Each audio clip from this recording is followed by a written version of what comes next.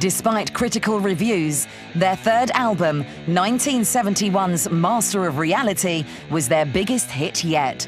In less than 2 years, they'd sold 4 million albums and singles. By now, a larger management firm had lured them away from Jim Simpson. Guided by their new managers, the band was commanding up to $200,000 per concert. Black Sabbath was nothing short of a phenomenon. One day we had absolutely nothing. The next day we had like money. We could buy cigarettes. In the middle of the week we could buy beer. And then when we got to America, it was like ta-ran, you know. He was the epitome of what one would call sex, drugs and rock and roll.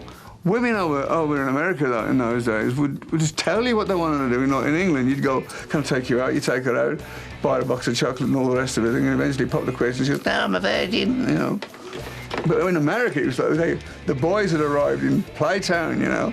And we started to delve into narcotics. We discovered this stuff back then called cocaine. And we started to get large amounts of that sent around, and booze, pot, because we were rock stars, you know. We were on top of the world, and we were coming in to make a 4th album. We'd hired this big house in Bel Air, crammed it with groupies and all the drugs you could ever wish to get up your nose. The original title of that album wasn't Volume 4. We were going to call it Snowblind, but the record company says, no way. And if you look on this sleeve, it's got, we'd like to thank the great American Coca-Cola Company. It was a great time to be in the music industry because it was great music, great live performances, great drugs, great fucking, great everything. Everything was excess, and it was fantastic.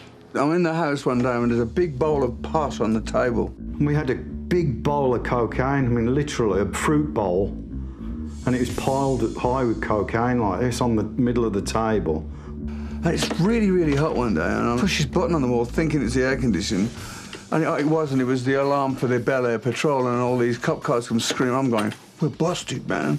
So I run into the bathroom and trying to get rid of it all. I mean, like, we're all getting all the drugs off and slinging it down the toilet and trying to flush it all. My heart was jumping out my chest anyway, I thought we were busted, you know. They didn't search us or anything, so we'd just, like, thrown away about 20 grand's worth of cocaine.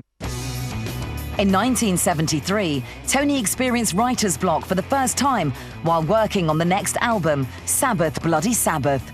The band returned to Britain and set up at Clarewell Castle in the Forest of Dean. We rehearsed in the dungeons there. One thing I do know, we used to like, goof around and try and frighten each other. The room Bill was in, supposedly, every now and again, this figure comes through and jumps out the window. So Bill's in this room. I got this fishing line.